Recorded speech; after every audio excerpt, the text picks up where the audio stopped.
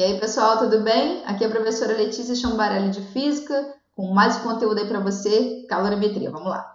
Bom, toda vez que a gente fala sobre calor e temperatura, a galera ainda confunde, né? Eu falei sobre isso na outra aula. Bom, quando a gente fala sobre temperatura, a gente está falando sobre grau de agitação de moléculas. Quanto maior essa agitação, maior a temperatura do corpo.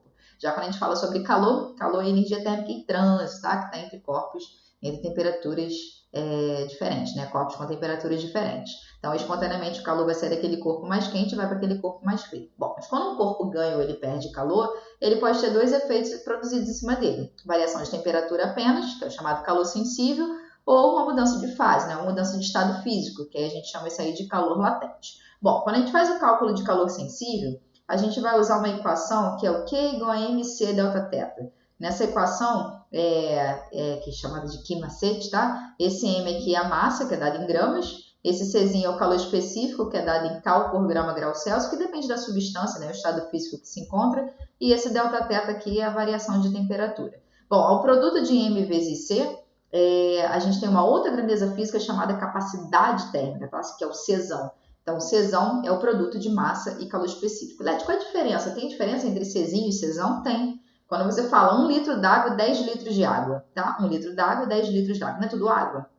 Então, tem o mesmo calor específico, tá? Que é o Czinho. Agora, como são quantidades diferentes, para você provocar esse aquecimento, você vai precisar de mais quantidade de calor, certo? Por quê? Porque um tem capacidade térmica maior do que o outro, tá? Onde tem mais massa é onde tem maior capacidade térmica, se tratando aí da mesma substância, tá? O mesmo calor específico. Bom, nessa equação aqui, esse Czinho é dado em calorias, mas não existe só calorias, tá? Como unidade de quantidade de calor. Tem uma outra unidade de energia que é o joule, tá? E uma caloria equivale a 4,186 joules. Isso aqui é só para a gente poder usar como conversão. Calor latente, como eu falei, tem a ver com a mudança de fase, né? A mudança de estado físico. E uma observação importante é que durante a mudança de fase, a temperatura ela não se altera, tá, galera? Ela permanece constante. Então, se você estiver olhando uma curva de aquecimento, você está vendo assim, a temperatura aumentou, depois ela ficou constante, você já sabe que onde ela está ficando constante é onde está havendo a mudança de fase. Nessa equação aqui, que é o Q igual a M vezes L, que mole, esse M aqui significa massa, que é dado em gramas, e esse L aqui é o calor latente, que pode ser difusão, vaporização, vai depender da mudança de fase e qual substância também está sendo trabalhada, tá bom? Isso aqui é dado em cal por grama. Bom, esse M aqui é importante a gente destacar também, que não é necessariamente a massa total que tem ali da substância, tá? Por exemplo, se eu tiver 30 gramas de gelo e aí você teve todo o derretimento daquele gelo, então ali você vai usar 30 gramas, tá? Mas se você tem 30 gramas de gelo e só derreteram ali 10 gramas, então você vai usar 10, que foi a parcela que participou da mudança de fase, tá bom? Esse Qzão aqui também é a quantidade de calor que é dada em calorias, beleza? Continuando aqui então, parte de potência. Ah, mas o que é potência? A potência é a quantidade de energia na unidade do tempo. Como a nossa energia aqui é do tipo térmica, então vai ficar a quantidade de calor dividido pelo tempo. Se essa quantidade de calor for dada em caloria ou joule, né? E o tempo for dado em segundos, que é sistema internacional, essa potência aqui vai estar em caloria por segundo ou joule por segundo. E joule por segundo recebe um nome especial, que é o watt. Então, quando você olha lá, 300 watts, o que significa isso? 300 joules por segundo, 400 calorias por minuto, é uma outra unidade, tá bom? Então, sempre que for unidade de energia, né, pela unidade do tempo, aí você tem uma grandeza que é potência térmica, beleza? Bom, Leti, quando é que eu posso usar essa equação? Apenas quando a potência for constante, tá? Se ela não for constante, é possível que ela se apresente para a gente como uma forma de gráfico. E aí viria potência pelo tempo, e aí você teria uma curva aqui, né? E a área sob a curva, né? Abaixo da curva, você conseguiria calcular a quantidade de calor que está sendo trocada, por exemplo, com aquela fonte, beleza? Bom, aqui eu tenho uma quantidade de gelo que está a menos 10 graus Celsius e eu quero chegar com essa água aí até 50 graus Celsius. E eu quero que você observe que nesse passo a passo aqui, o nosso gelo não sai, né, do menos 10 e chega já em 50, né, para a água. Acontece um passo a passo ali. Então, o gelo está a menos 10, quando ele chega em gelo a zero, aqui só teve mudança de temperatura. Então, aqui envolve um cálculo de calor sensível, tá? Continua sendo gelo. Mas aí depois esse gelo continua ganhando calor e ele vira água. E aí, então, aqui tem a ver com calor latente. Lembrando que quando teve aqui a mudança de fase, a temperatura, tá vendo? Não se alterou, permaneceu constante. E aí a água se transforma água zero se transforma em água 50, E aí, de novo, teve somente variação de temperatura, então envolve o cálculo de calor sensível. Eu faria os cálculos em separado e depois, no final, se eu quero calcular a quantidade total, bastaria somar todas essas energias, beleza? Bom, aqui tem algumas questões para a gente poder praticar, né? E melhor do que tudo isso é a gente poder fazer continha, né? E verificar quais são essas energias que estão envolvidas aí nesses processos, tá? Então é o seguinte, a primeira questão diz: uma fonte térmica fornece a cada minuto 20 calorias. Então, ó, 20 calorias a cada minuto. Essa pessoa está me dando quantidade pelo tempo, quantidade de calor pelo tempo. Então, isso aqui é potência, gente. Potência 20 calorias por minuto. Para produzir um aquecimento de 30 graus Celsius, aquecimento D, então a variação de temperatura 30 graus Celsius, em 50 gramas de um líquido, massa, 50 gramas de um líquido, são necessários 15 minutos, ΔT. Então, ΔT, 15 minutos. Show. Determine o calor específico, Czinho, do líquido. Ele não mediu capacidade, ele mediu calor específico, é Czinho. Então, o que eu estou observando? Como está havendo apenas variação de temperatura, então esse calor envolvido aí é o chamado calor sensível. Então, você vai fazer Q é igual a M vezes C vezes variação de temperatura. Essa quantidade de calor eu não sei quanto vale, mas eu sei quanto foi a potência, né? Quanto é a potência da fonte e quanto tempo ficou em contato. Bom, se são 20 calorias por minuto e ficou durante 15 minutos, a quantidade é 20 vezes 15, óbvio. E a massa, 50. E o Czinho, sei lá, é o que eu quero descobrir. E o ΔT, a variação de temperatura, que é 30. Bom, então 20 vezes 15 vai dar 300, é igual a 50 vezes C vezes 30, e aí eu vou dar uma simplificadinha ali naquele 300 e naquele 30, né? Óbvio. Então aqui, ó, simplificando esses dois, aqui vai ficar 1 e aqui vai ficar 10. E, Leti, tem um zero aqui, o zero pode também. Pode aqui, ó, tchup-tchup aqui também. Então vai ficar 1 igual a 5C, então C igual a 1 dividido por 5, que é igual a 0,2 cal por grama grau Celsius. Ai, que lindo, né? Muito maravilhoso. Bom, então esse aí é o calor específico. Leti, o que significa calor específico? É a quantidade de calor que você tem que fornecer para aquela substância para poder variar 1 grau Celsius, 1 grama daquela determinada substância. Por exemplo, para a água, o calor específico da água vale 1. O que é 1? Para você variar 1 grau Celsius, 1 grama de água, você tem que fornecer para ela 1 caloria. Entendido? Bom, esse aqui também é o calor específico, é o que justifica o fato de você, por exemplo, chegar na praia, né? E aí você chega lá, de manhã a areia tá quentona, né? E a água gelada. E à noite acontece o processo inverso. A areia, como ela tem calor específico baixo, ela não exige muito para poder variar de temperatura, entendeu? Já a água não, a água ela tem um calor específico bem alto, que vale 1, para você ter ideia, é alto, vale 1. Então, de manhã, a areia, ela acaba variando muito mais facilmente de temperatura por ela ter um calor específico menor, tá? Então, uma observação legal que a gente pode anotar aqui é que sofre maior variação de temperatura aquele corpo que tem menor calor específico, beleza? Por uma mesma quantidade de calor, claro.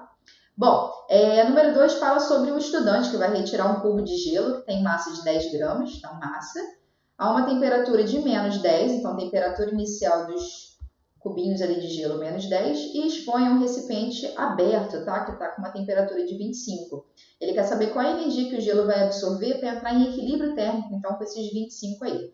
Bom, galera, aqui o gelo está menos 10, vai esquentar o gelo. Gente, esquentar o gelo, muito estranho, né? Mas é isso mesmo, o gelo está menos temperatura negativa, então o gelo vai de menos 10 até 0, aí você esquenta o gelo, derrete o gelo, vai chegar em água zero, lembrando que não pode mudar a temperatura quando tem a mudança de fase, e então essa água vai esquentar aí a 25, lembrando que essa água aqui é resultante do gelo, tá? É a água da fusão.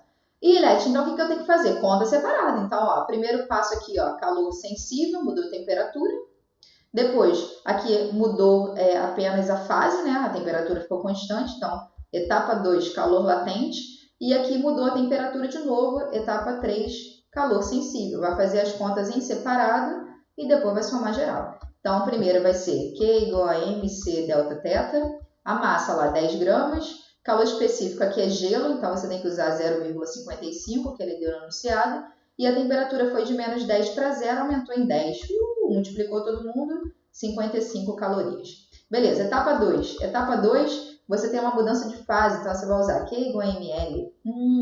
A massa 10, já que está tudo sendo convertido em água, né? E o L vai ser o L de fusão, que é o derretimento do gelo. Essa aqui vai dar 800 calorias. Show! E etapa 3, Leti, de novo calor sensível, MC delta θ. Então vai ser 10 vezes 1, que é o calor específico da água, porque agora é água aqui, né? Vezes a variação de temperatura de 0 para 25, 25. Então, isso aqui vai dar 250 calorias. Acabou? Não. Ele pediu a quantidade total. Então, você vai fazer 55 mais 800 mais 250. Então, vai ficar 5, 5 mais 5, 10 vai 1, 9, 10, 11. Então, está dando 1.105 calorias. Ih, Leti, errou. Não errei não, amor, porque ele pediu aproximadamente. Então, para a gente aqui tem que ser 1.100 calorias. Beleza? Bom, continuando aqui, questãozinha da UERJ que diz o seguinte. O gráfico abaixo indica o comportamento de 10 gramas massa de uma substância que, ao receber calor de uma fonte, passa integralmente da fase sólida para a fase líquida. Gente, sólido para o líquido. O nome disso é fusão. Entendi. Tá, ele pede para você determinar, então, qual o calor latente de fusão. Ele quer o LF. Pergunto, qual é a equação que você usa para isso? Q é igual a M vezes L. Esse Q não é um Q qualquer, é o Q da fusão, para que você tenha o L da fusão. E aí você vai identificar lá no gráfico onde está ocorrendo fusão e onde não está ocorrendo mudança de fase. Exemplo, sua temperatura começou em 0, foi aumentando até que chegou em 50. Gente, isso aqui é calor sensível, está variando a temperatura. Só que depois, ó, do 300 até o 1000, você percebe que está ganhando calor, tá vendo? Foi de 300 para 1000, mas a temperatura não aumentou nem diminuiu. Logo, aqui é calor latente. Por quê? Porque está havendo mudança de fase. Ah, Leti, por quê? Porque está com a temperatura constante. E aí, então, o que você vai observar? Que o Q da fusão começou em 300 e foi até 1000, ou seja, ele recebeu 700 calorias. Então, esse aqui vai entrar como 700. A massa, 10. E o L de fusão? Você faça ideia, é o que eu quero descobrir. Simplifiquei os zeros ali, então L de fusão vai ser 70 cal por grama. Leti, por que cal por grama? Porque é a unidade de quantidade de calor dividido pela unidade da massa. Então deu 70. O que significa isso? Para você poder converter essa substância aí do sólido para o líquido, para cada grama dela, você precisa fornecer 70 calorias. Esse é o significado, tá bem? Bom, continuando aqui, a questãozinha do Enem que fala sobre, ele está testando forno de micro-ondas e quer saber qual é o forno que é mais eficiente. Gente, o que é um forno eficiente? Um forno eficiente é o que fornece muita energia em pouco tempo. Esse é o eficiente. Não é aquele que vai fornecer calor. Não, um forno eficiente é aquele, caraca, fornece calor pra caramba em pouco tempo. Muita energia em pouco tempo. Então, isso que eu tenho que procurar aqui nas opções. Então, ó, forneceu a maior quantidade de energia? Cedeu energia a maior de maior... Não. Forneceu a maior quantidade de energia em menos tempo. Essa aí. Então, aqui pra gente, letra C. Tá vendo a questão do Enem? Nossa, sensacional. Tranquilão. Vamos lá. Número 5, outra questão da UERJ, que pede pra gente analisar o gráfico que indica uma variação de capacidade térmica em função da sua temperatura. Ele quer saber qual a quantidade de calor que foi absorvida aí. Olha só, vamos pensar numa coisinha aqui, ó. Q igual a MC delta θ. Ao produto de M vezes C, você pode chamar isso de Czão. Então, Q é igual a Czão vezes a variação de temperatura. Show. E aí, então, eu sei que o Czão é a mesma coisa que a quantidade de calor dividido pela variação de temperatura. Tá bom. E aí, o que você está observando? Aqui no gráfico, ele me fornece Czão pela variação de temperatura. Toda vez que você tiver isso, assim, isso, e aí se relacionam através da equação aqui, ó, C e variação de temperatura, a outra grandeza, galera, vem através da área. Leti, entendi. Então, se eu tiver um produto aqui, né, no cruzamento, e eu tiver as mesmas grandezas no gráfico, se eu calcular a área, eu vou estar calculando o numerador, é isso? Então, é isso mesmo. Então, o que eu vou fazer aqui? Se eu tenho Czão e variação de temperatura, e ele está pedindo a quantidade de calor, e eu estou vendo que há um cruzamento aqui das duas grandezas de Czão e variação de temperatura, basta então eu calcular a área. Isso aqui também serve, por exemplo, num gráfico de V pelo tempo. Velocidade pelo tempo, a área te dá quem? ΔS, tá? Então, daí que vem a propriedade. Então, eu vou calcular a área disso aqui. Só que isso daqui é um trapézio, olha que lindo. Então, Bzão... Nossa, ficou estranho. Então, aqui, ó, Bzão, aqui, Bzinho, esse aqui, ó, a altura. O trapézio, ele tá virado, tá? Então, você vai fazer a área do trapézio ali. Então, vai ficar área, vai ser Bzão mais Bzinho vezes H sobre 2. Quem é o Bzão? 40. Quem é o Bzinho? 20. Botou no parênteses aqui, vezes a altura, 50, olhando aqui pelo gráfico, dividido por 2. Então, essa área aí, que vai ser correspondente à quantidade de calor absorvida, vai ser 40 mais 20, 60, vezes 50, dividido por 2. Isso aqui vai dar 3.000 dividido por 2. Você poderia ter simplificado antes aqui também, tá? Então, isso aqui vai dar 1.500. 1.500 o que, elétrico? Calorias, né? Porque a gente está calculando quantidade de calor. Outra questãozinha da UERJ que morreu aqui facilmente, né? Bom, número 6 e última que a gente vai fazer é falando sobre um ebulidor, tá? Então, ele está falando o seguinte. Em um laboratório foi utilizada uma fonte térmica para aquecer 120 gramas massa de água até 60 graus Celsius, temperatura final, conforme ilustra a figura abaixo. Considere os dados. Potência do ebulidor, 300 watts. Epa, 300 watts, 300 joules a cada segundo. Isso aqui é potência. Temperatura inicial da água, 20. Então, essa aqui é a temperatura inicial. E ele deu o calor específico da água, Czinho, né? Como 1, beleza. E também te deu aqui um alerta, tá? Que uma caloria vai equivaler pra gente aqui a 4 joules, tá? Para facilitar a conta, com certeza. Nesse procedimento, toda a energia térmica foi fornecida pela fonte, foi integralmente absorvida pela água. O que acontece? Às vezes tem somente uma parcela sendo absorvida pela água, né? Como se não tivesse um rendimento de 100%. Como ele falou aqui que foi integralmente absorvido, então a gente vai usar a potência total do nosso ebulidor, tá bom? E ele quer então saber qual é o valor do tempo, né? Para poder ter essa variação de temperatura. Ah, gente, pelo amor de Deus, então, ó, potência é a quantidade de calor dividido pelo tempo. Essa água só está mudando de temperatura, então você vai usar a potência é igual a mc delta teta, porque só mudou a temperatura, dividido pelo tempo. Beleza. Led, qual é o valor da potência? Potência é 300. Beleza, 300. Só que está em joule por segundo, tá? Vou botar aqui assim só para destacar. É igual a massa, que é 120, está lá anunciado, vezes o Czinho, que é 1, vezes variação de temperatura, que é de 20, que é o início, para o final, a variação, então, vale 40, tá? Porque foi de 20 graus Celsius para 60, então variou em 40. Só que isso daqui vai estar em calorias, tá? Sobre o ΔT, que é o que a gente está querendo descobrir, tá bom? Bom, como isso aqui está em tempo, né? Tempo, e a gente vai descobrir em segundos, né? Pela unidade que ele pediu aqui. Tá faltando converter essa caloria para joule, para a gente poder trabalhar com as mesmas unidades. Com isso, então, eu vou multiplicar por 4, porque eu sei que cada caloria equivale a 4 joules, beleza? Então, eu vou ficar multiplicando por 4 aqui e a gente vai ficar com essa unidade, então, aqui agora em joules, beleza? E aí, o que eu vou verificar? Que eu estou com joule de um lado e joule do outro. Opa! Então, eu vou mandar aqui, ó, tchuc-tchuc, e vai sobrar, então, apenas um segundo, tá? Bom, Led, o que sobrou da minha vida aí, ó, de conta? Eu tenho 300 aqui e tenho 2 zeros aqui, ó. Eu vou mandar aqui, ó, simplificado. Amém. Depois vou fazer aqui, ó, 3 é igual a 12 vezes 4 vezes 4. Vezes 4 vezes 4 sobre ΔT. Led, dá para simplificar mais alguma coisa? Com certeza. O que você vai simplificar ali? Ó? Eu tenho um 3 aqui e tenho um 12 aqui. Eu vou botar 1 aqui e 4 aqui. Estou dividindo todo mundo por 3. Então, sobrou. 1 é igual a 4 vezes 4, 16. 16 vezes 4, 64. Igual a ΔT. Ou seja, ΔT igual a 64 segundos.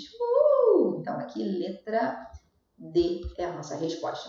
Bom, Cris, eu espero que você tenha compreendido o nosso conteúdo de hoje. Próxima aula vai ser sobre calorimetria ainda, só que agora envolvendo trocas de calor, tá bom? Misturas.